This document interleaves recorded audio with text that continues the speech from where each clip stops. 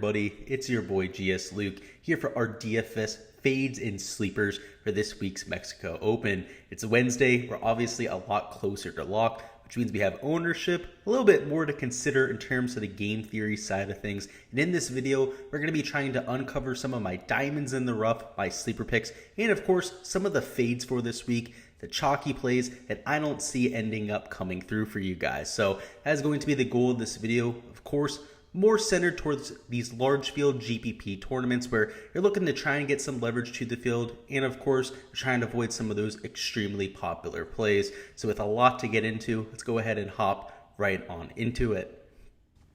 All right, we're going to start off with the fades, and as per usual, these fades are not only going to be popular plays for this week, but also plays that have a lot of concerns. As per usual, there are going to be some extremely popular plays that you're just going to have to be willing to take. I mean, like a Jon Rahm, for example, who's over 30% projected owned. He's still going to be in my player pool because he is such a strong play and such a better play than everyone else on the slate. Whereas our first fade, Abraham Ancer, at $10,300 is somebody who has plenty of concerns coming into the week. Inflated ownership, they're at 18.5%. And let's go ahead and talk about some of the red flags with this game. First and foremost, we don't know a ton about this golf course, but what we can tell from the scorecard is that's going to play extremely long. It's right around 7,500 yards, a little bit less than that in terms of true scorecard yardage, but with an extra par 3 on the docket, it means that all those par 4s and par 5s tend to be a little bit longer than average. They're already longer than average at 7,500 yards. So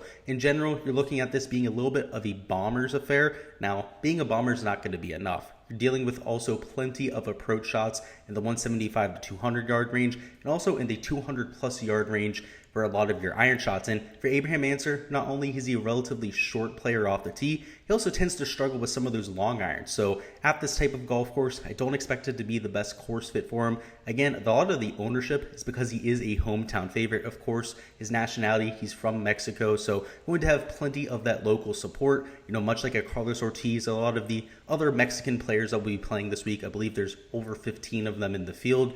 That's not enough to make him a play for me though, right? He's going to be one of the more popular options. And when we have a guy like Jon Rahm up top, or even a Tony Finau that is a much better ball striker, has shown that recent form of late, going to be guys that I'm a little bit more willing to get to. If we take a look at the shots gained metrics, just to give you an idea of what I'm looking at, take a look at the approach number, right? He's just a slight gainer to the field, whereas everyone else up top, except for Patrick Reed, who of course is like the easiest fade in human history this week, is gaining to the field and gaining significantly. And then you have Abraham Ancer, who's just a slight gainer. Another guy down here, Cameron Champ, Brendan Todd. All of these guys that are losers to the field aren't going to be in my player pool this week. I think a lot of the narrative that is around the industry as of right now is really focused on that bomber narrative, you know, the fact that it's a relatively long golf course, but, you know, you can't forget about approach play. It's by far the most important stat from week to week, and at this golf course specifically, those long irons are really going to matter. So that's been a point of struggle for him of late. Around the green also is never really his strong suit. Now,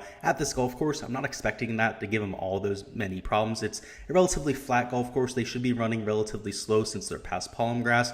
So in general, you know, if he was a little bit cheaper there, you know, if he was in the $9,000 range, he was getting in the 14 to 15% range, of course he would be in the player pool. But he's in that stud tier range. He's getting close to 20% ownership. And given the red flags around his distance and the approach play, just not somebody that I'm looking to invest in. Now, of course, if you want to run with that local narrative, expect him to maybe be a little bit more focused, go out there and try and win it for all of those external reasons as stated before. You can go ahead and do so, just not something I'm going to be doing this week, particularly when about 70, maybe even 80% of my lineups this week are going to have Jon Rahm in them. Next, moving on to our second fade, that is going to be Cameron Tringale at $9,700. Now, I only have him projected for 9.6% ownership. I do expect that to be a little bit low, like coming definitely in the double-digit range, I would expect, probably towards the lower end of the double digits. But at the same time, he's somebody who, much like an Abraham Ancer, deals with distance problems. Relatively short off the tee, and now, while both of these players are relatively accurate, that's not going to mean much this week when most of the landing areas off the tee are at least 40 to 50 yards wide. It's kind of like Kapalua in that reason for the Tournament of Champions, where you have these large landing areas where pretty much accuracy off the tee doesn't mean much. It's all about having that distance. Of course, approach play is important no matter what golf tournament you're at. And that's why you see a winning score at Kapalua in, you know, the mid-20s, if not 30s under par like we saw this year. This golf course could see that same type of treatment. Now, at the beginning of the week, I thought it might be a little bit more difficult than people are giving it credit for, but the more and more I look into this, the more and more I think this place is going to absolutely be shredded apart. And for Cameron Tringale, I like him at harder golf courses, places where you have to be accurate off the tee, where around the green play matters, because he's a relatively well-rounded player. Now, if we take a look at the last 24 measured rounds for him, you can see the huge concern, right? Off the tee, he's losing nearly a third of his stroke per round, and this has been one of his better stretches of golf. You can see the approach play has clearly carried him over that stretch, but losing with the putter, which is typically one of his strong suits, and you can see why there's a ton of steam behind him, and honestly why I think he's going to be higher owned than just 9.6%. So of course he had the 10th place at the team event, and then alongside Wyndham Clark, and then at the RBC Heritage also finished in 12th place. He played at the match play, didn't end up making it through the cut there, made a few cuts during the Florida swing, so he went through a really, really down stretch of golf during the fall swing. We saw him drop down into the 6K range a few times, 7K range at super low ownership levels. Now he's $9,700. And again, I expect him to come in closer to maybe 11-12% ownership in reality. So for Tringale, not somebody I'm going to have a whole lot of confidence getting to this week. If you guys have been following the channel for quite some time, he's not necessarily my favorite player to begin with. But given the red flags with his distance, of course, with some of the aspects of the shots gained metrics over the last 24 measured rounds, particularly off the tee and with his putter, I'm going to be somebody that I'm fading this week. Next up, we're going to go to Cameron Champ. He's the last fade here, and inexplicably, first off, he's $9,400, which is way too expensive for him, and he's also going to be mega chalk this week. I've heard a ton of talking heads around the industry talking about Cameron Champ. I have him at 15.3% ownership, but this is going to be drastically low, depending on what kind of contest you're in. If you're in a smaller field, maybe higher dollar contest, he might be closer to 20-25% owned, and trust me, from a first glance, I get it, right? This is the quote-unquote Bombers golf course, but we don't know that for certain. This is a new venue on tour. We're just trying to make our best educated guess at the very best, and for us to just blindly play Cameron Champ because this is a quote-unquote Bombers golf course, when the rest of his game is, for lack of a better word, atrocious, is risky business, right? Particularly if he's going to be chalk. So this is why he's a fade here. He's losing on approach. He's losing around the green. He's losing with the putter. And I know people say, oh, but he played so well at the Masters. Trust me, I get it. I was probably the only person in the entire industry to talk him up at the Masters, right? I had identified his first two starts there being made cuts. He's not really a good quote-unquote course fit for Augusta National, but he's played well there. Not a surprise that he finished in the top 10. I took advantage of that, but that's not going to mean I'm hopping right back on him now that he's in the $9,000 range. He's like 4 or 5 times the ownership. It's a completely different ball game, right? So you just have to understand the perspective where Cameron Champ's the guy you take a shot on when he's low owned and he's like in the $7,000 range, sometimes even the $6,000 range. When he's chalk, he's $9,400. That is just a recipe for disaster because more often than not, this guy's going to go out there and miss the cut. Yeah, he's going to miss the cut more than he makes the cut on tour, especially when he's not playing a really solid golf like we've seen over the last 24 measured rounds. So as much as I like the guy, again, he cashed for us at the Masters, really was one of the keys to success there. He's one of the cheapest plays up top that ended up finishing in the top 10. Not somebody I'm going to be going to here. You can see I'm at a 63.9% projected cut rate. So of course, because this is a weaker field, he has a little bit of a better chance of making the cut here than maybe perhaps compared to other golf courses. But the only other lower player up top than a Cameron Champ is Patrick Reed at 60.1%. Extremely low number for one of these guys up top. You're looking for at least 70, if not 75% projected cut rate for one of these guys above $9,000 to $10,000. And I just don't expect a lot of people to understand that risk. There's a lot of people that'll watch these previews, a lot of people touting players and not understand the risks that they're getting themselves into because Cameron Champ, one of the most volatile players on tour. And if you're going to be playing somebody that's 15 to maybe 25% owned, you're going to have 35 to maybe even 45 to 50% ownership on the player in your pool to have leverage to the field. And again, with Cameron Champ, that is just not something that I'm even remotely willing to do.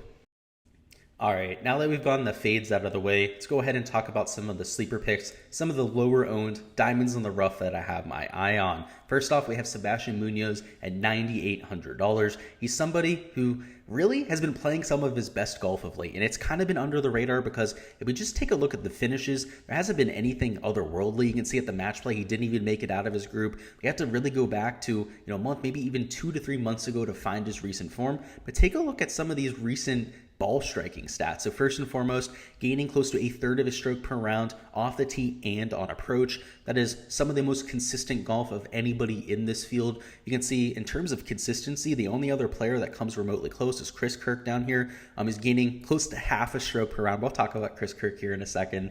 And then Tony Finau on top there at number 3, right? Gaining significantly off the tee and on approach. So Munoz, that's not really something we see. He's typically a little bit more inconsistent with the approach play, but always a bomber. He's always going to gain with his distance. The one issue he can run into is with the accuracy. And like we mentioned before, some aircraft carrier sized fairways out there, 40 to 50 yards wide. They're going to be ripe for the picking for Sebastian Munoz. Just perfect for his game. He can go out there, just lash at it, gain as many strokes as humanly possible with that distance, lean into that approach play, which has been there of late, surprisingly, right? It's not something that we usually see from Munoz, and the putter's been right around a neutral. He's a pop putter. When he goes out there, he gains 2 to 3 strokes in a round with the putter to the field. It's when he shoots 7 to 8 under par. It's when he's first round leader. We've seen that time and time again. This guy is an absolute madman out there, extremely volatile, which for showdown purposes is an absolute goldmine. But he also has the negative end, right? He's very capable of going out there, losing 2 to 3 strokes putting to the field, and just having an even or 1 under round. So he's certainly not the most consistent play on the field, but that's also why his ownership's a little bit tempered. He's only at 11.3%, and considering the shots gained metrics, right, he's a number 8 in the entire field in terms of his total model ranking, which for Munoz is a lot better than usual, right? He's a very volatile player. A lot of times he'll get a lot of credit for bad performances when he completely ejects himself from golf tournaments. We haven't seen that from him of late. We've seen a more consistent version of Munoz, which makes him somebody I'm willing to eat at $9,800, particularly if he's only going to be 11.3% owned. Next up, let's talk about Chris Kirk, and we got to have the Chris Kirk conversation. First off, he's 14.3% owned, which is much lower than I expected. I mean, going into the week, I thought he might be the highest owned play on the slate, maybe 25% owned. After somebody like Rahm, obviously he was going to be the highest owned. But the highest owned of this 9K range, he's not, right? 14.3%. That's less than somebody like Champ. That's less than somebody like Gary Woodland. It's similar to an Aaron Wise, who, 14.1% is a respectable amount of ownership, 14.3 of course as well. But it's not enough. I mean, take a look at these shots gained metrics. Gaining close to half a stroke per round on approach, close to half a stroke per round off the tee. Around the green is always going to be there for Chris Kirk. Very solid at getting himself into position when he misses greens. And the putter has kind of held him back. And that's why the recent form, you haven't just seen him winning every event. Because if he was gaining with the flat stick like he tends to do from time to time, he would literally be winning almost every single week. There's unbelievable shots gained metrics from tee to green. By far the best in the field, not even close. A Zurich Classic obviously ended up making the cut. Ended up making the cut there, finishing 21st. Missed cut of the RBC Heritage. Made the cut at Vallarta. Down the Florida swing. Had one of his best stretches of golf that we've ever seen from him, of course. Multiple top 5 finishes there. API played well. Honda Classic played well. Players Championship ended up playing well as well. So just, you can see in terms of points per dollar, I have him at 10x value. I don't know if I've ever seen somebody projected that high. That's how good he's playing from tee to green, and that's how important tee to green play is going to be at this golf course. At least, again, this is the first time we're seeing it from what I can tell doing my research. So I like him there at $9,600. I really expected him to be like 25-30% owned. So 14.3%, while it's not a low ownership number, is enough to make this type of a play a sleeper pick. All right, and now for the last sleeper pick, going to be Matt Jones at $9,000. And for Matt Jones, he hasn't been playing his best golf of late, no flashy finishes or anything like that. But from a skill set perspective, I expect him to have a very good time this week. The last time he really broke through, had a solid finish, at least an elite level finish you're looking for in a GPP, was at the Tournament of Champions. If you remember, ended up being in contention, being one of those 3 guys to take it past 33 under par and set that record-setting pace. The issue was, of course, he ran into the Jon Rahm and Cameron Smith buzzsaw, so nothing he could have done that week. But any other week on tour, that would have been more than enough to win. Obviously, probably would have won by at least 5 or 6 strokes. That type of golf course is a golf course where it's all about distance, not about accuracy, much like what we're going to have here at Vidanta Vallarta. This is a golf course where you're looking for distance, solid approach play, and on the greens, you tend to have a little bit de-emphasis, right? It tends to be a little bit easier to make putts because it's past Palom. It is a resort-style golf course. So if we take a look at these recent form metrics, you can see that plays right into his game. He's gaining off the tee, gaining on approach, gaining significantly around the green. So anytime he's been in trouble, he's had more than enough opportunity to score or even obviously get himself out of jail, but the putter's been holding him back. That's really why I'm liking him this week, because if he can, get a little bit of de-emphasis on the putting, this can be a little bit more about ball striking than putting this week, which is a gamble, right? We don't know this golf course. We've never seen it before, but based on what I've seen and a lot of the research that I've done, there should be a de-emphasis on putting and around the green play. Just past palm grass tends to do that, so there's that inherent bias there. But also, this looks like a very flat golf course and also a golf course with not a ton of undulation on the greens. So this is a player that I would expect to have a much better chance at this type of setup than pretty much any other week. And if we take a look at the recent form, it hasn't been horrible for Matt Jones. You can see at the Vallarta Texas Open, finished second place, of course. That's a really solid finish. Before that, it was a few 30th. We missed a few cuts down there in Florida, surprisingly at a few of those events. And that's kind of why the recent form metrics aren't as good as they could have been, because obviously at the Vallarta Texas Open, the ball striking was a lot better than what we've seen of late. And more importantly than that, the putting came back for Matt Jones. He was actually right around a neutral putter when he went out there and finished there in the top 5, because down there in the Florida swing, he was losing, actually just hemorrhaging strokes to the field. So perhaps it's a good thing we're on past palm this week, not on Bermuda grass, because he really had a hard time in that Bermuda grass swing. So with all that being said, just 10.1% owned, somebody that has a lot of inherent upside. And another thing I'll mention here is that this is a Greg Norman design. He's an Australian. For whatever reason, Australians tend to have a ton of success at Greg Norman designs. Maybe it's the bunkering. Of course, there's over 100 bunkers on site here. Matt Jones has shown a ton of ability out of bunkers. I mean, again, gaining close to half a stroke per round around the green over his last 24 measured rounds. That could also be an angle to take a look at. All right, guys, that's all I've got for the fades and sleepers. Before you hop on out of here, go ahead and let me know who you're fading and who you're taking as a sleeper pick. Would love to hear from you guys, so go ahead and comment that down below. And as per usual, going to have our DFS live stream tonight, so make sure you stop on by for that. That will be at 7 p.m. Eastern time. I'll make sure to put a link down in the description to it, so make sure to stop on by, leave any questions that you have for this week, any players you want me to do a deep dive on that I didn't have a chance to cover during these videos. I'll make sure to go ahead and cover then. So again, best of luck with all of your lineups this week. Best of luck with any outright bets that you'll be placing. I'm really expecting this to be one of the better weeks in terms of ROI, given that it's more of a research week, a little bit more of an unknown prospect with this golf course. Usually tends to be some of the most profitable weeks. So really looking forward to it, guys. Best of luck. See you guys next time, and let's get this cash.